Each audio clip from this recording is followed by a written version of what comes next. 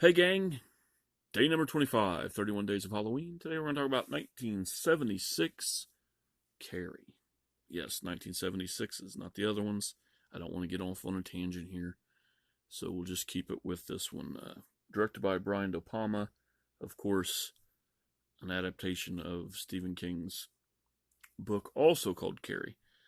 Um, the film and the book are both of my favorite works of Stephen King.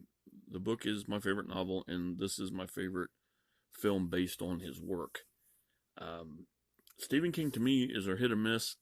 His horror stuff I really get into a lot, but all of his other stuff, he's really fucking weird. He really is. I never could get into the gunslinger stuff or the Dark Tower or whatever.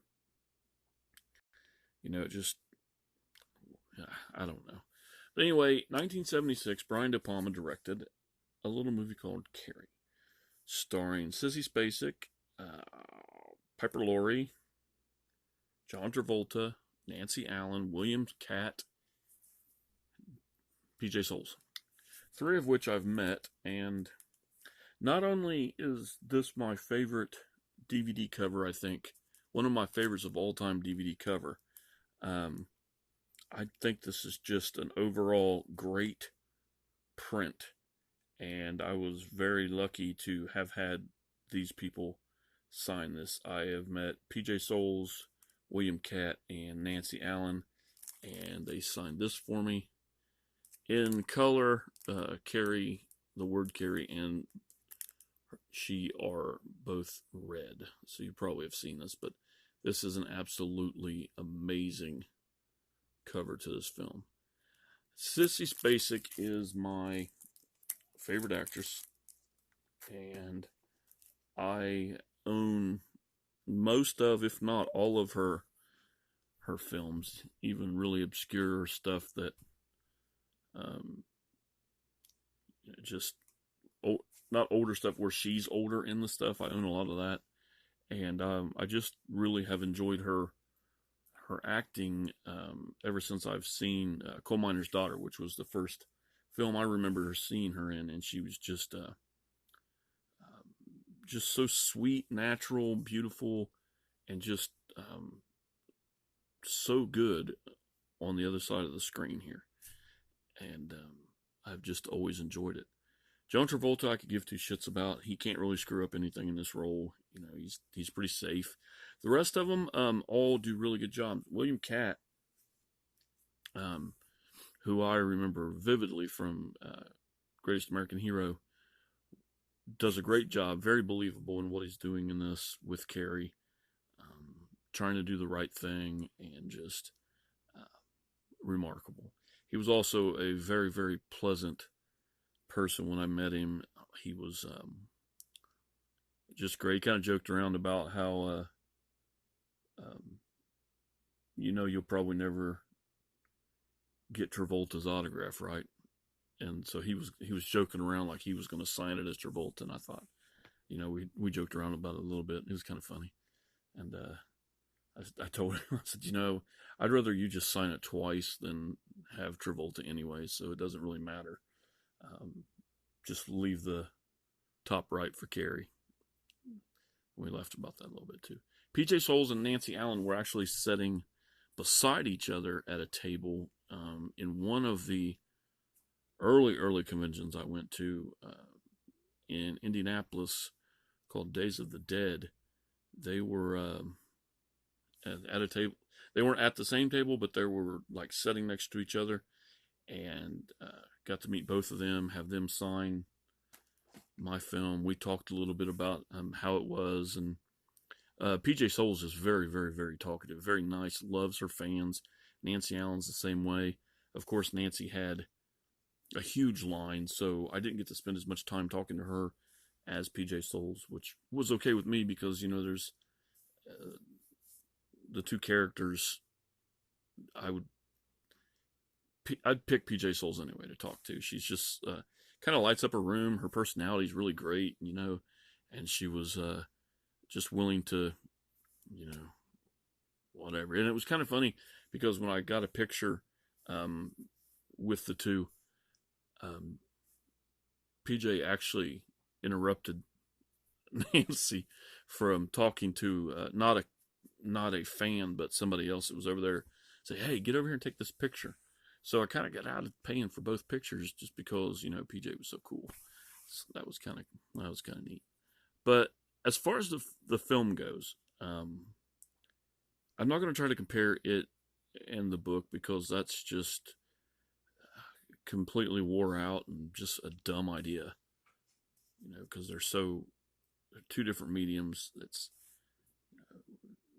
the book's always better than the movie. Like what you want to like. I'm not going to sit here and argue which is better. But the film itself, to me, is one that's just an uneasy film that goes. I don't know. It's the way that Piper Laurie plays the mother and how she chastises Carrie and gets to the point where she finally just snaps. It is so emotionally draining. It's not funny because these people, I mean, they make this character up and they put her out there to be this kind of villain in this film, if you will. And if you live in the area I live in, like in the Appalachia area, these people are fucking real. These people are scary. I'm just glad there's not all, one Carrie for every fucking Bible beating nut, because we'd all be dead. We'd all be gone, long, long, long gone. But yeah, to me, she's the scariest part of the whole film. And I know that it's meant to be like that, and it's very, very effective. Sissy, in her job, she already has this, because she's small and awkward and plain yet pretty, kind of, if you know what I mean. She already brings this to the table naturally, and when you just put the script in front of her and let her be Carrie, it just seems to me like it would be a natural thing. She's, I don't know, I couldn't think of anybody that I would rather play Carrie, probably because it's been around since 1976 and she's my favorite. But just the fact that she did such an amazing job, and I know I said I wouldn't talk about it, but I'm not going to go off on a tangent, but I don't understand why you would think it necessary or even want to remake this film. It just doesn't. If you've seen this and somebody's like, hey, I got the studio to give us a budget, we're going to remake Carrie, my first thought would be, the fuck? How are you going to remake that? I mean, there's no way to remake that.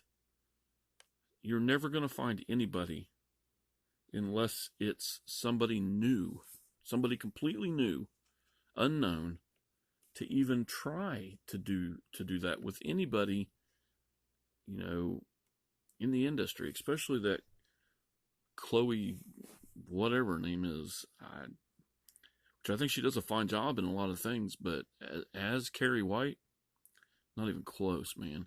It's almost the scene in the bedroom where everything's rising and stuff. It's almost like she's an X-Men. That's kind of the vibe you get off of her, with everything that's happening. But it just can't be done, and I don't care that they do, because I still have this to watch. But I just don't know what goes through people's heads sometimes when they do these things. But Del Palma did an amazing job with this. The everything about it goes so nice. The characters are, I'm just rambling. I'm just thinking of things to say. But Carrie, 1976. It's an amazing film. If you've never seen it, please go watch it. You don't have to wait. Go watch it. If you have, I'd love to hear what you have to say about it.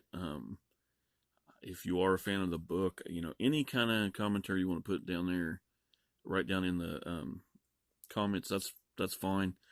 I it has been years since I read the book, so maybe this Halloween season will spark me to dive into it again. But please feel free to leave any comments you want below, and we'll keep going with this the next 4 days, 5 days. And I hope you guys have a good evening. So keep it spooky. And whatever you do, don't lock your kids in the closet and make them pray. Look what the fuck happens.